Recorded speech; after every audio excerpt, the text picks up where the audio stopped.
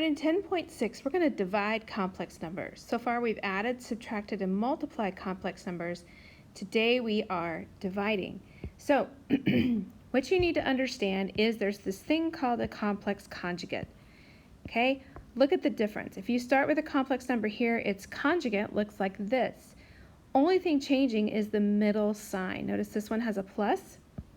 This is a plus sign, this is a minus sign. That's the only thing it changes to create the conjugate.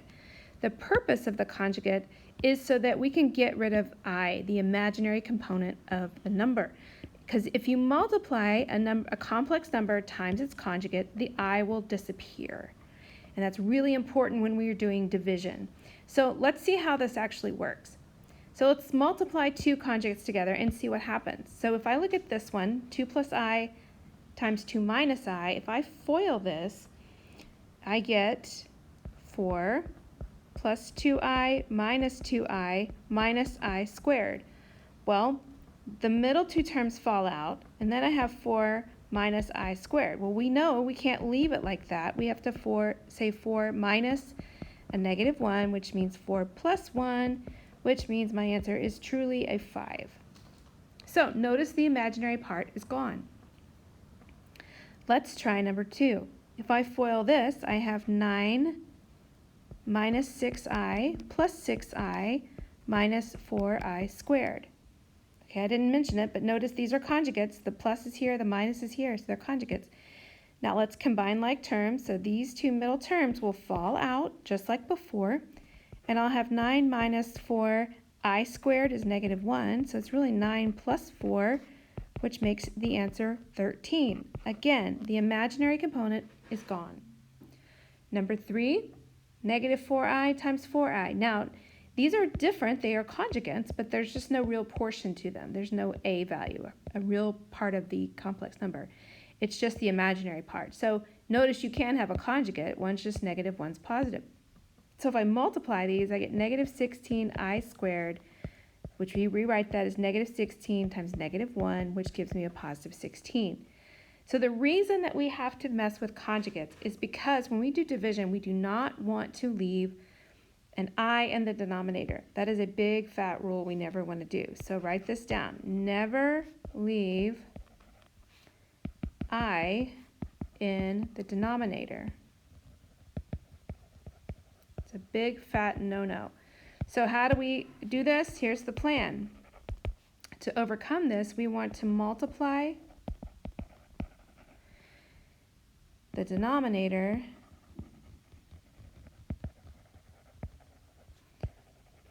by its complex conjugate.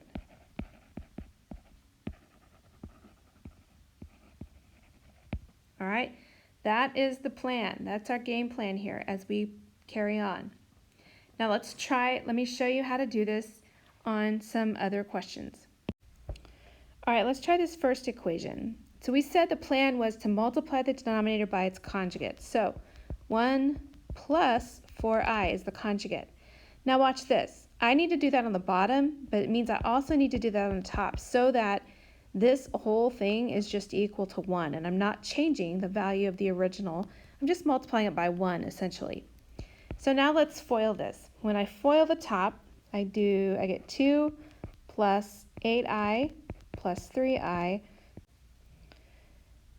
plus 12I squared. Now on the bottom, if I FOIL, I get 1 plus 4I minus 4I minus 16I squared. Now let's combine our like terms. On the top, 2 plus 11I, 12 times negative 1, because I squared is negative 1, gives me negative 12. So if I clean that up, I get negative 10 plus 11I. Now in the denominator, you should find that the middle two terms cancel each other out. And this is really 1 plus 16, so that becomes a 17. And there we have divided. Notice that the imaginary part is out of the denominator. Let's try the next one. The next problem says 5 minus 2I over 3 plus 4I. So if we multiply by the denominator's conjugate, 3 minus 4I, we have to do the same on the top as we do on the bottom, and then we're going to FOIL. So I'll have 15 minus 20I minus 6i plus 8i, all of that over 9 minus 12i plus 12i minus 16i squared. Let's clean that up. So I'll have 15 minus 26i minus 8. All of that over, middle term's gone away. So I'll have 9 plus 16. Let's combine like terms one last time. So 15 minus 8 is 7 minus 26i over 25. And this is it in simplified form. Let's try a third one.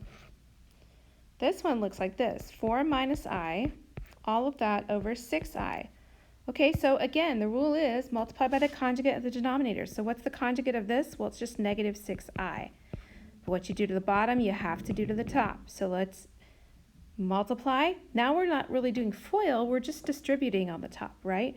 So just think of a distribution. So it's going to be negative 24i plus 6i squared. All of that over negative 36i squared. Well, let's clean that up. So it's negative 24i. This is really minus 6. This is negative 1 times negative 36, so that's positive 36. So let's think about this. Now, we can rearrange it to put the real part in the front. All right, let's look at this. Can I reduce this? Well, hopefully you're thinking there's some GCF. So let's take out a greatest common factor. Hopefully you recognize I can take out a negative 6 out of, or I can take a 6 out of every term, not necessarily negative 6. There's not a negative in the denominator.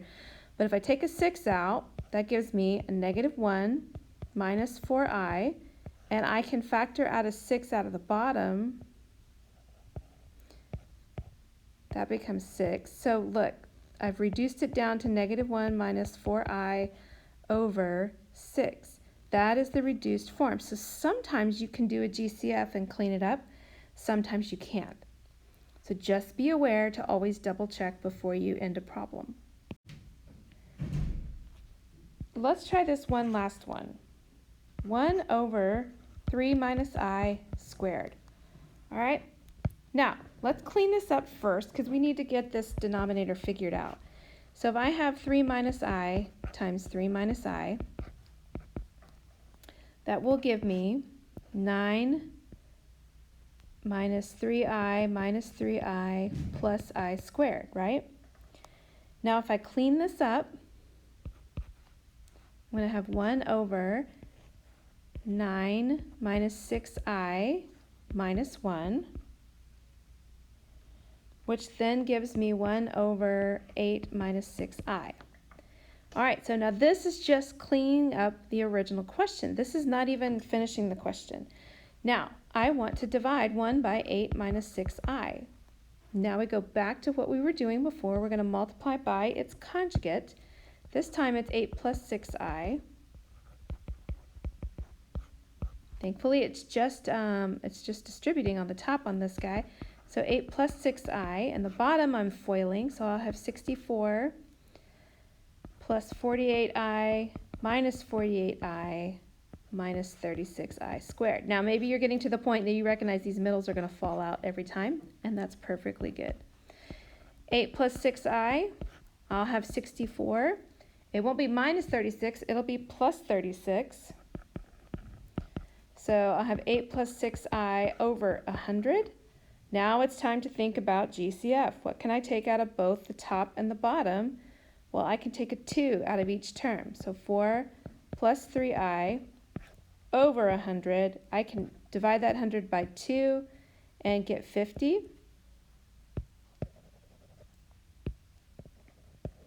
So then my final answer is 4 plus 3i over 50. So this problem took almost a whole page, so give yourself space. Do not try to make this tiny.